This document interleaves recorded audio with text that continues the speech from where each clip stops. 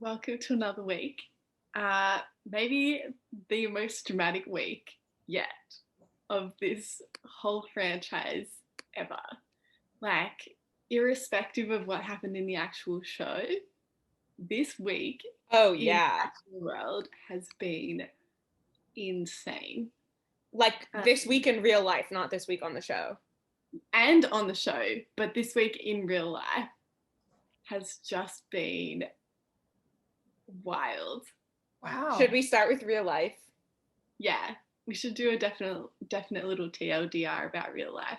Okay. At the beginning of this week, so I think probably the day after we recorded last week's, Chris Harrison, host extraordinaire, did an interview with Rachel Lindsay, who was the first Black Bachelorette. I think she was the Black Bachelorette in 2018, maybe 2017, something around there. It was pretty recent. It was pretty recent. Um, and she's now a host. And Chris Harrison did an interview with her regarding some scandal around Rachel Kirkconnell, who is a contestant on this season of The Bachelor. She's dating Matt. So I mentioned this last week that there were TikToks going around of like racist things that she's posted in the past. And my response was like, I don't want to take just a random TikTok as fact, but like since that, a lot more has come out about her having had racist posts, such as, but not limited to, a plantation themed party. Um, she had like bullied someone for liking a black person, just like really not okay stuff. Rachel Lindsay asked Chris Harrison to respond to this controversy, and Chris Harrison goes on a 15-minute rampage where he's like, I can't believe the woke police are out for someone again. Like, poor girl Rachel. All she did was go to a party and have a really good time. And just totally defends this racist behavior. Um, and Rachel Lindsay, who is a black woman who is interviewing him about this and who's asked the question, says like, no, it's not a good look ever. Like it, and he was like, it was 5 years ago. It was in 2018. Like that's, which is not maths, but anyway. Yeah, he literally says it was 5 years ago, it was 2018, and Rachel Lindsay is like, that's not 5 years ago, and that doesn't matter. Yeah. And then he was like, sure, it's not a good look in 2021, but that was 2018. And Rachel Lindsay goes, it's not a good look ever to do racist shit. Anyway, 15 minutes this interview goes for, and Rachel is so graceful and so chill the whole time. And Chris Harrison is just not able to have a conversation about accountability for racism. And since then, my whole Instagram feed that is pretty much Bachelor related um, is petitions trying to get him kicked off the franchise as the host, like getting him to teach himself, educate himself, and step aside from the franchise indefinitely. Yeah, and so he came out with a couple of statements over the course of the week, and the most recent one is that he will not be hosting the After the Final Rose special this season. Someone else will be hosting that, and that he's going to step away from the franchise to educate himself. What that means, I don't know.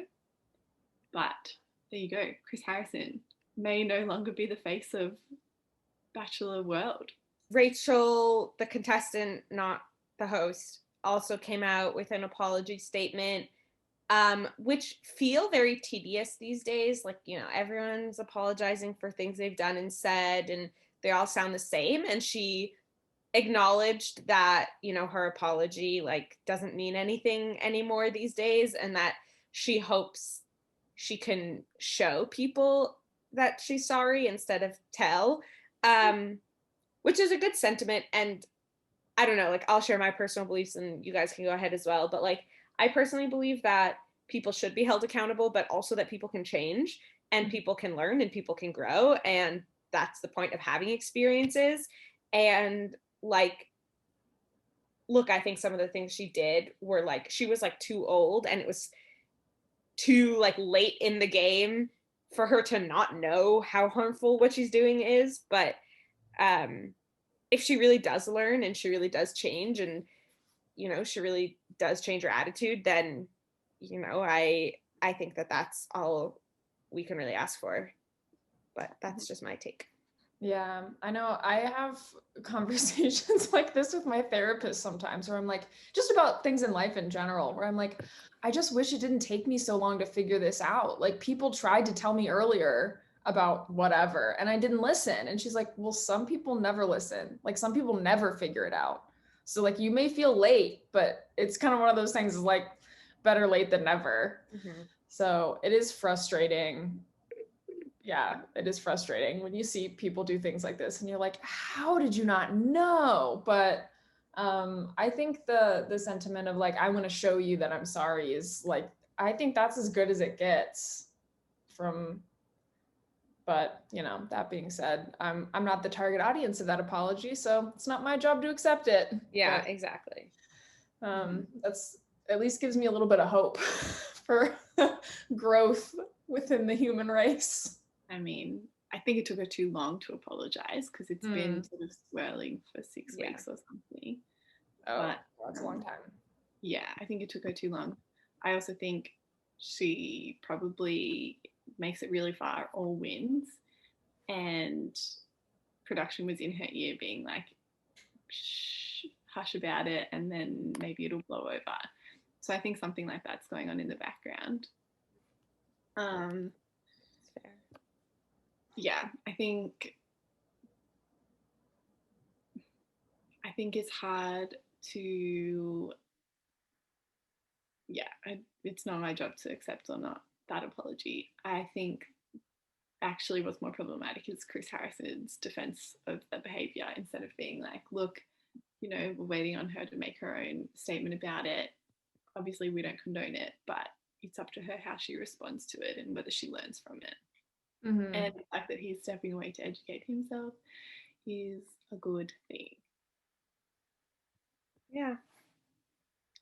So that's the real world drama from this week. It feels a little weird to like transition over to like the petty world of the Bachelor franchise, because at the end of the day, like everything that happens on the show is like super petty, but has a huge impact on like our society and our culture. So I feel like we talked about the heavy stuff already, and now we're moving on to the petty stuff. And hopefully the transition is not too stark. We left last week off with Jasenia and MJ about to have their 2-on-1 with Matt. He is like walking into the room and they are going at each other.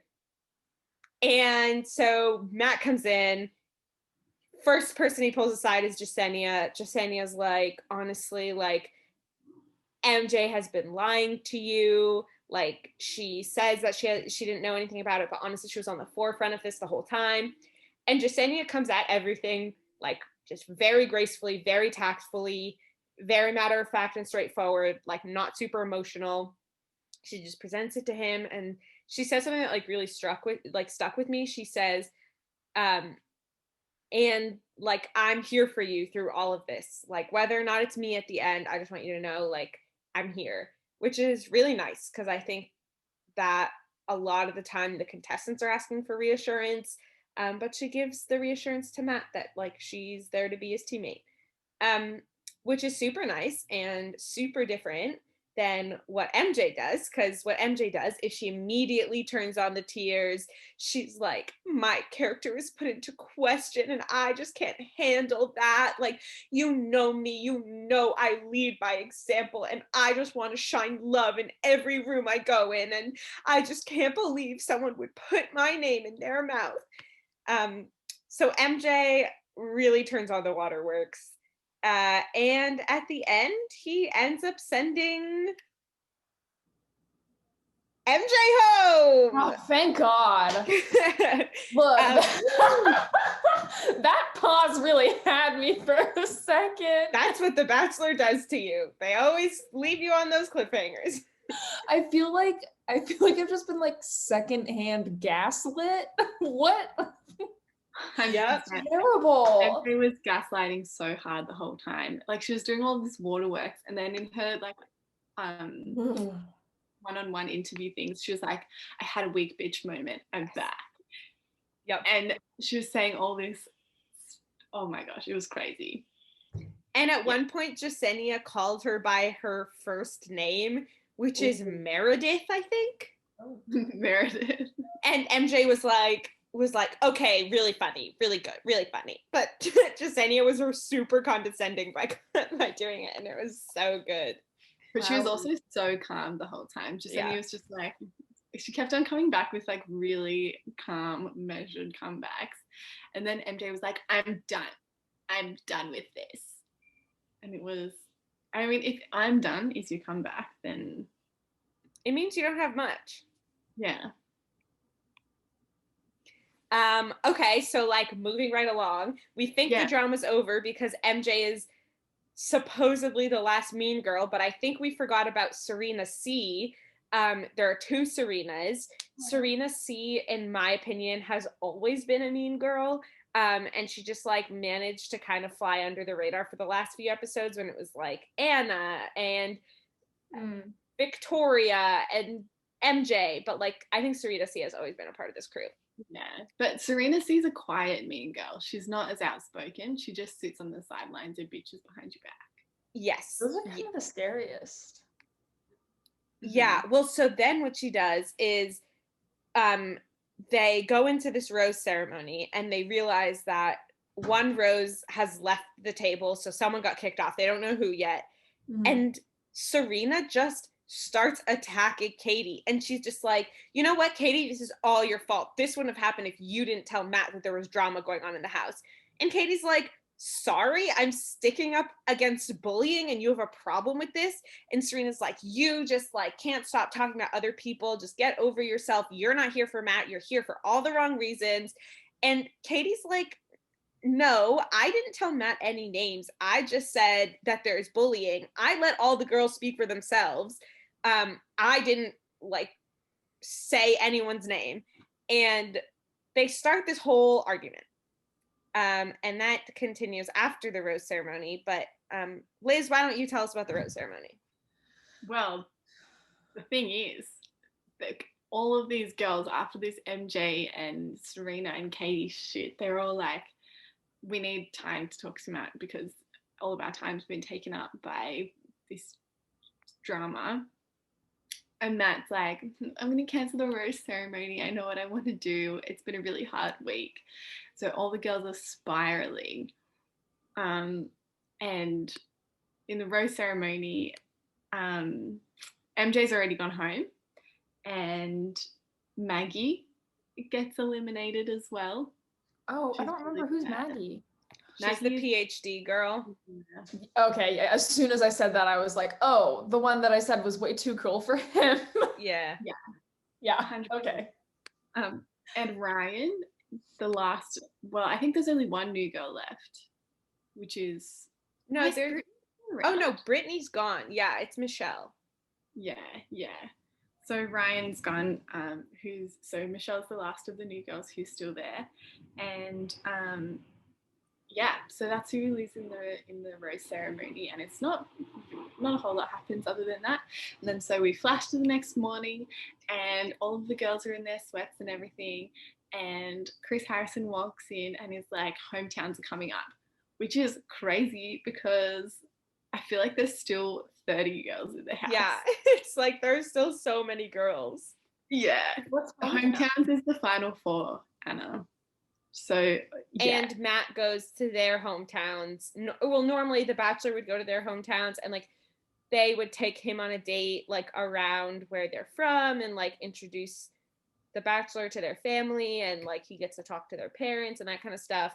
But I think this year what they're probably going to do is bring the parents to Nemacolin and then the contestant will like plan a day with the family and the Bachelor and all Yeah. that. Yeah, so Chris Harrison walks in and is like, hometowns are coming up, and there's still 20 girls sitting in this living room, which is crazy. And then he says, and then there's overnights, which they're not called overnights in the Bachelor world. I don't know if you caught this, Karen. They're called fantasy suite dates. Even I knew that. Yeah. And Chris Harrison calls them the wrong thing. Oh no, I didn't catch that. Chris Harrison called them overnight dates, which is not true. Well, it's true, but that's not what they're called.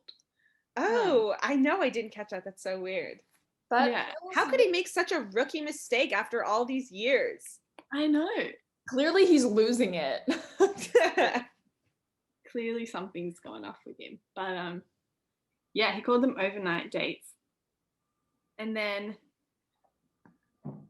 Katie and Serena's sort of standoff continues. Serena C goes and knocks on Katie's door and is like, we need to talk. And Katie's like, what? I thought we talked last night. Like, I thought this was done. And so they go sit on a couch, and Katie's like clearly not prepared. This is like, Serena is glammed out in her sweats and whatever, but like full makeup. And Katie's just like rolled out of bed. She doesn't look like she's prepared to have a conversation at all. And then Serena's like, I just want to tell you where I'm coming from. And Katie's like, fine, okay, what's up? And then Serena goes, you weren't listening to me. I just was trying. And she said exactly the same things that she said last night at the rose ceremony. And Katie was like, I'm not going to change my mind. And I just, I'm not going to sit around and let bullying happen. And if that's fine with you, then that's, that'll all come to light in time. And Serena keeps yelling at Katie. It's feral. It's so bad.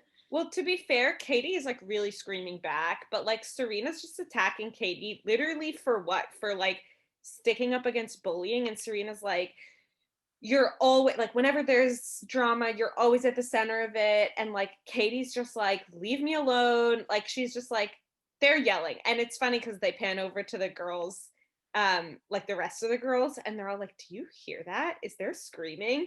And like even Abigail, who's deaf, can like hear this. So she's got cochlear implants, like she can hear, but that's how loud they're being.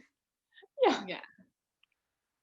And then to end the fight, Katie goes, thank you for your feedback, and then walks away.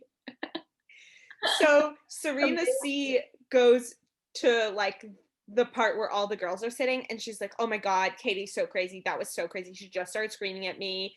And Katie like walks in, and Serena stops talking, and Katie's like, oh, please don't stop on my behalf. And she sits down, and Serena's like, I was just telling them about our conversation. And Katie's like, yeah, what are you telling them? And Serena goes, that you said that you're literally not here for Matt, and that like your intentions aren't to be with Matt. And Katie's like, what the fuck? Don't speak for me because you're doing such a bad job of that. We both know I never said that. I said the opposite of that. And Serena's like, well, that's the impression that I got. And Katie's like, just fucking stop talking for me. And then it pans to Kit, and Kit's like, honestly, I don't even know what's going on anymore. I'm just here to be with Matt. I can't handle this drama anymore. I loved Kit this week. Yeah. I thought she really grew into herself this week. I feel like we talked about this some last week, but it's like when you're telling these blatant lies, I don't understand what you expect to happen. Like, it is recorded, my guy. I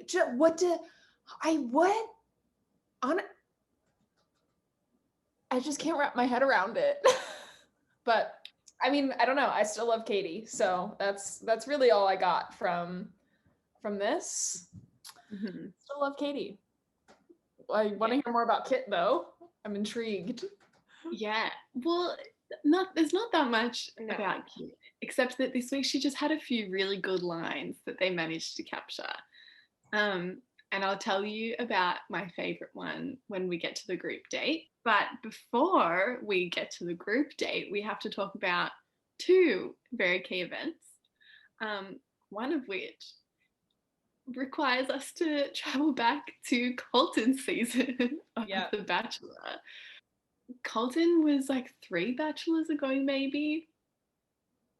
And he had on his season, we had Hannah Brown, who was the sort of big hype girl bachelorette after that, and Heather. Now, Heather, her bio on Colton's season was that she'd never been kissed. And so she had her first kiss on Colton's season and then promptly got eliminated. That's traumatizing. It was pretty gnarly. And she seems really sweet, but like very, very swept up in the social media fame of it all, is my impression of Heather. Yeah. Anyway, we get a little teaser that Heather is going to come and join, which the producers should know by now not to bring more women into the mix, because this has gone so poorly every single time. Anyway, we have a little teaser, then there's an ad break, then we come back, and Heather drives up to the security gate outside me with Colin and is like, hey, like, can I come in and like date Matt? And the security guy's like, what? What do you mean? And then Heather goes, can I speak to Chris Harrison? He'll know who it's about. And then Chris Harrison walks down to the gate and puts on this like fake surprise face and is like, Heather? What are you doing here?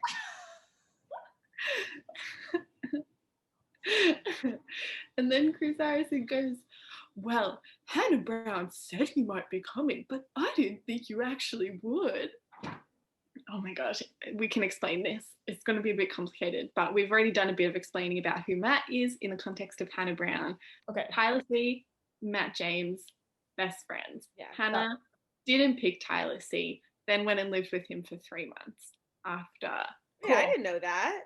Yeah, that was their like quarantine thing. Like, because when Tyler's mum died really suddenly, she went to be with him and to support him at the funeral, and then quarantine hit, and then so she lived with him for like 10 weeks. Oh wow. And Matt James is also Tyler's roommate, so she probably so she lived with both of them for that whole time. And then apparently when Hannah got home, she called Heather and was like, Heather, I've just met this guy Matt, like he's perfect for you. And instead of Hannah just giving Heather Matt's number, she doesn't do that and instead says, you should try and show up when he's filming The Bachelor.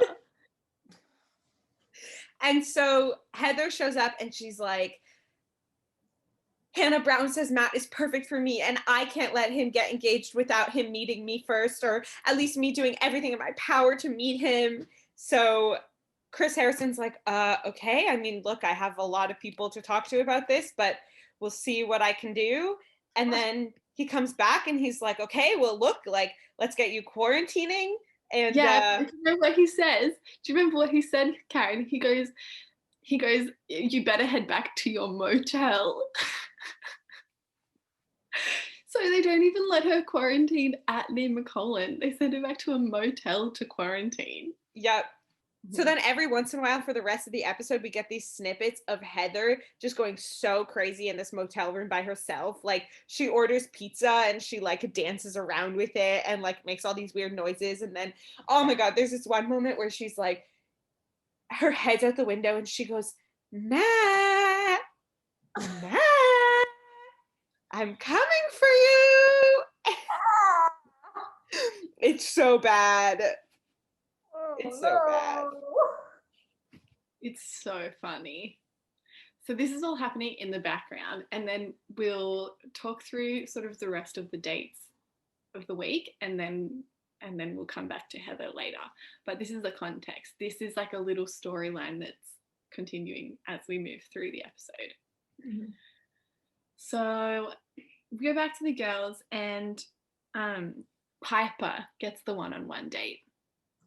And this is really cute because Piper's been so super steady and a slow burn by the look of it. She's been like, they really like each other, but it's been super chill. We don't see many of their conversations. And they get this one-on-one date and they drive out into the middle of nowhere. It's super dark. He gives her a lantern and he's like, come on, come with me.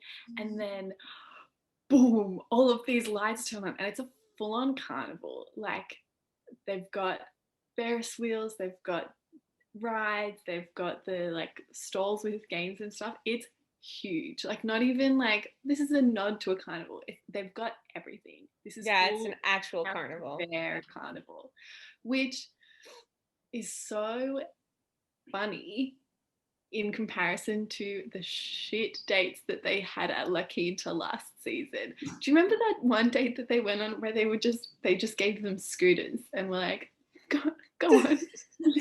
And there was one date where they had this like scavenger hunt of like things they have to do, and like one of them was make orgasm sounds over the intercom so that everyone in the hotel can hear. And those are the kinds of things they did at La Quinta. Yeah. So they get a carnival this season to make up for it.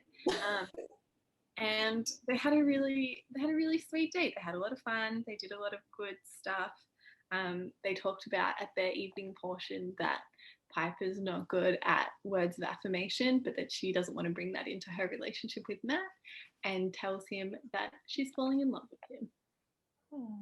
Yeah, which is sweet. And then after that, in typical Bachelor fashion, they had this like private concert where they brought some country singer to sing for them while they like dance and kiss and whatever, and it's a beautiful night. So that's the one-on-one. And then the next day is the group date. And this is a bowling group date where it turns out we learned that all of these contestants are absolutely trash at bowling. And then Chris Harrison comes in and goes, we got to make this competitive. So he breaks them up into two teams and says, whichever team wins gets to spend the night with Matt, and whichever team loses goes home. Great. The winning team is like, we get more time. That's so exciting. And then Matt's like, I want to spend time with everyone. And then so invites everyone back to the evening portion, even though that's not the rule that they said. Yeah. So, you know, all of the girls on the losing team have to go home, and they have to like apparently walk back, and you know, they even go so far as to show them like complaining about how awful it is that they don't get to spend time with him. I know you wanted to. Kit's line, because Kit was on the losing team, Matt goes over to be like, sorry guys, like it was really nice hanging out with you today, I'll see you later. Yeah, like we have to go home now. And Kit goes, what do you want in a wife? Bowling? I mean, that's a line. That's she's got a point. Yeah, it's a good question.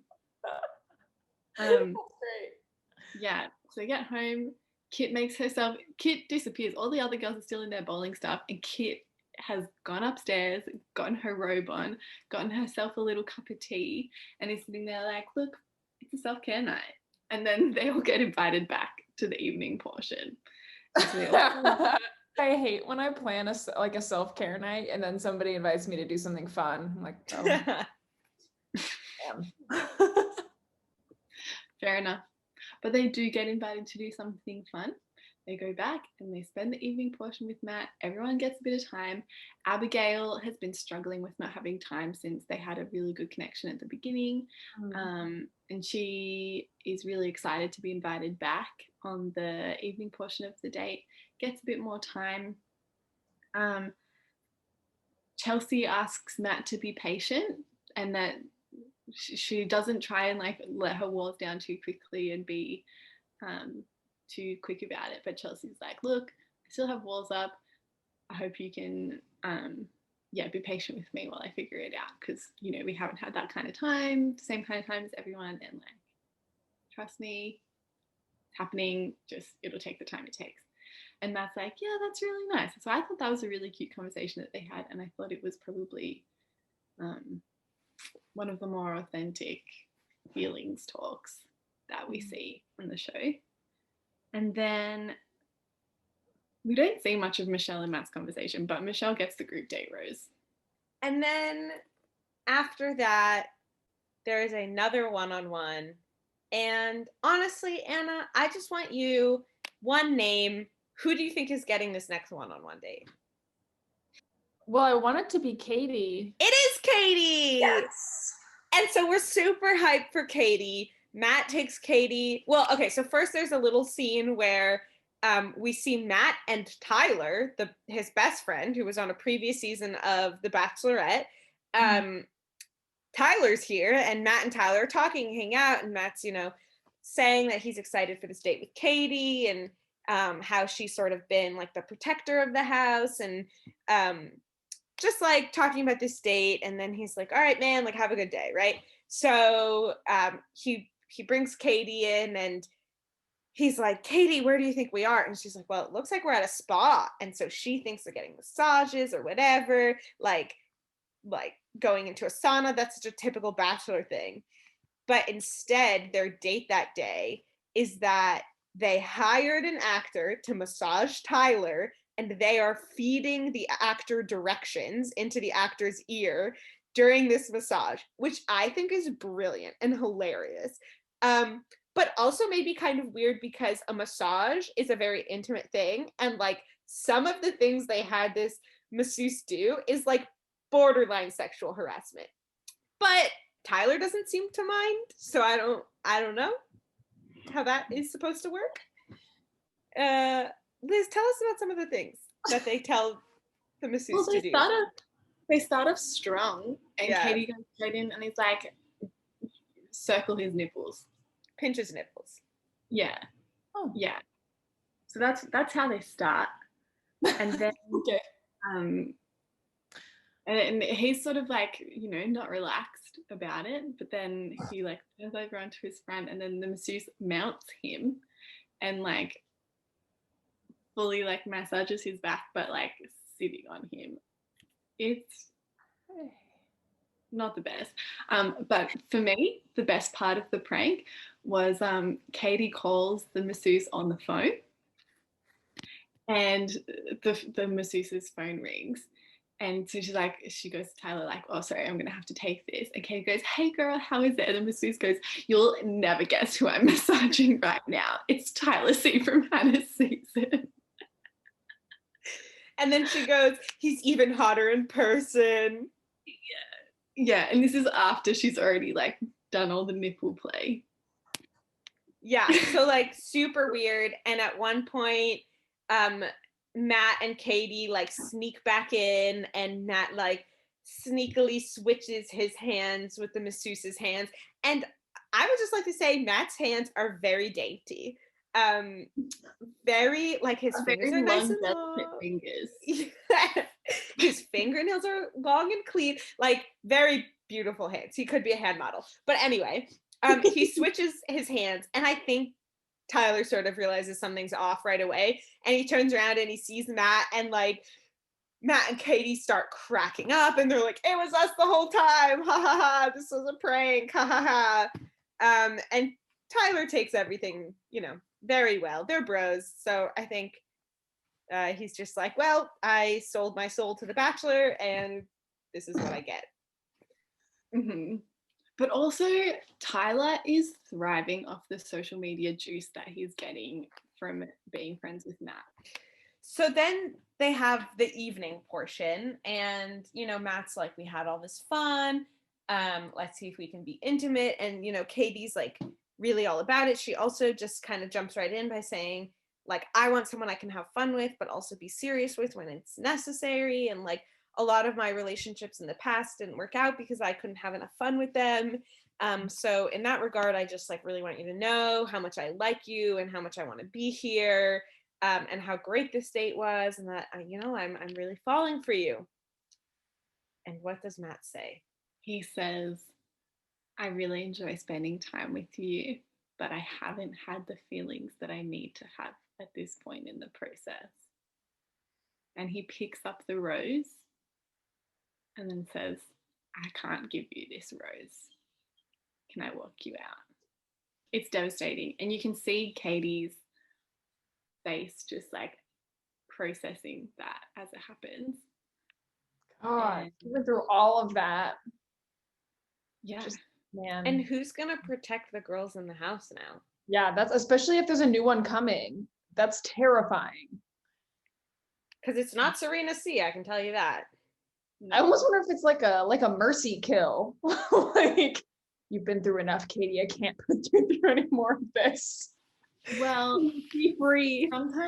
sometimes they do that, and I think maybe that's a little bit happening, because sometimes even if they really like the person, but they know that it's not like, you can tell that they're closer to that person, but in a friend way than some of the other people. They're like, I'm not going to take you further if I know I'm not going to be with you at the end because I care about you that much.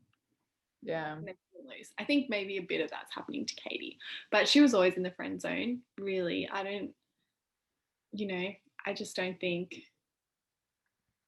they were ever super compatible. I could see that. Honestly, I think Katie's too good for him. I think Katie's too good for everyone. I think Katie might be the next Bachelorette. It's an early elimination for a Bachelorette spot, but I think she could do it. And imagine all the sex positivity we'll have. The way it works, Anna, I don't know if you know this, on the Bachelor franchise, on a one-on-one, if you don't get the rose, you have to leave. So before your date, you have to pack up all your stuff. And the way that all the girls in the house know if you've gotten kicked off is they can see a producer come in and like wheel your suitcase out. So they see Katie's suitcase getting wheeled out, and Serena C is obviously very happy. Everyone's covering their mouth, but underneath you can see them smiling. Yeah, Serena C just like sits back in her chair with this smug look on her face, and it's nasty. Yeah. And so, after that is what is supposed to be the cocktail party. And so Matt comes in, he's ready to talk to all these girls. Like, the cocktail party's supposed to end, like, be the end of the episode, but we all know that these episodes end in cliffhangers now. So he's talking to Piper, and they're sort of off in their own room, and Heather just walks in, and she like walks past all the other girls, and she like waves at them like, hi, and they're like, who the fuck is that? Like, who the fuck is that? And one girl's like, she's from Colton season. Oh my God, what is she doing here? And she just like walks past all these girls, doesn't say anything, doesn't introduce herself, goes into the room that Matt's in, opens the door. Matt and Piper are in the middle of a conversation. There's like a few sentences exchanged after Heather enters the room, and she's just standing there awkwardly, and like they just don't stop talking to each other. Yeah. And then Matt turns around, looks at Heather, and cracks up. He just starts laughing, and then Heather's like, oh, I guess I'm laughing too. And then she starts laughing. And then Piper gets up and goes and is like, and then storms into the rest of the room being like, what the fuck? Who is she? And so they're all talking outside. And Matt and Heather are just like sitting on the couch laughing, but not in a like, this is funny kind of way, just in a like, this is so uncomfortable and awkward. Yeah. I'm laughing, otherwise I'd be crying sort of way. Yeah. Matt literally goes, Heather? Like, because I'm sure he like knows of her, has seen her, maybe talked like on FaceTime with her or something, but like they've never met in person. So like there's this really awkward, like, it's nice to finally meet you. Like Heather says that, and the girls outside are fuming. Like there are girls out there that are literally like, if Heather is here to be on the show, I will be furious. So like that's sort of where this episode ends. All these girls like not knowing whether she's going to be on the show or not, and just like getting ready to like let their claws out. Damn. Yeah. And that's where we end things. And I reckon she's going to get sent home immediately. But you know what that means? That means she'll be like third time's a charm when she goes to paradise this year. I just continue to be concerned for the emotional health of everyone involved.